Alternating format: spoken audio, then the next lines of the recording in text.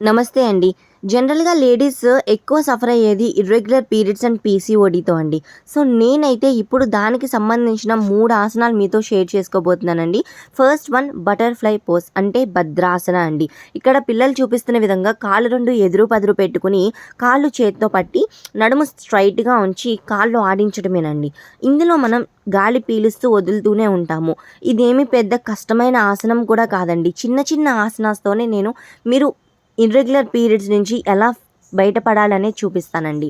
తర్వాత ఇలా కాళ్ళు ముందుకు జరిపి తల కాళ్ళకి ఆనకపోయినా పర్లేదు. మీకు ఎంతవరకు తల వాల్చగలిగితే అంతవరకు వాల్చి కాళ్ళు 2 ఆడించి ఇలా ఒక 5 సెకండ్స్ అండి. అంటే గాలి పీల్చి వదులుతూ చేస్తూ ఉండాలండి. అయిపోయిన తర్వాత కాళ్ళు 2 జాపేసుకోవచ్చండి. Second one cobra pose Bhujangasana. బోర్లా పడుకొని భుజాల పక్కన చేతులు పెట్టుకొని గాలి పీలుస్తూ నడుం వరకు పైకి లేపుతామండి.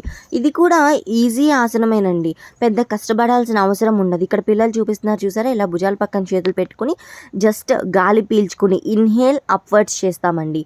మళ్ళీ ఎక్సేల్ డౌన్వర్డ్స్. అలానే గాలి పీలుస్తూ పైకి లేపుతాము, గాలి వదులుతూ కిందకి దింపుతామండి. ఇలా 4-5 సార్లు చేసుకుంటే సరిపోతుందండి. చేసిన తర్వాత అలా గాలి పీలుస్తూ ఒక 5 సెకండ్స్ ఉండాలండి.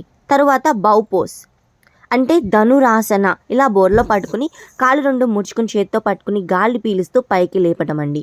ఇలా రాని వాళ్ళు జస్ట్ ఆసన కాళ్ళు పట్టుకున్నా సరిపోతుందండి. మీకు రిజల్ట్ అయితే వస్తుంది. కాకపోతే జస్ట్ 25% వస్తుంది.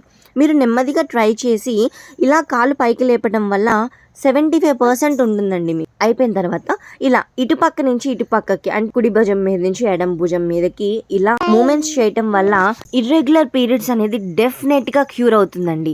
ఇది నేను ఆసనాస్ చెప్పడం వల్ల కాదండి, నేను నా ప్రాక్టీస్ వల్ల నేను తెలుసుకుని చెప్తున్నాను. అందరికీ కూడా ఇది డెఫినెట్గా వర్క్ అవుతుందండి. సో మీరు కూడా ట్రై చేసి ఎలా ఉందో కామెంట్ చేయండి. వీడియో నచ్చితే లైక్ చేసి సబ్స్క్రైబ్ చేసుకోండి. బాయ్.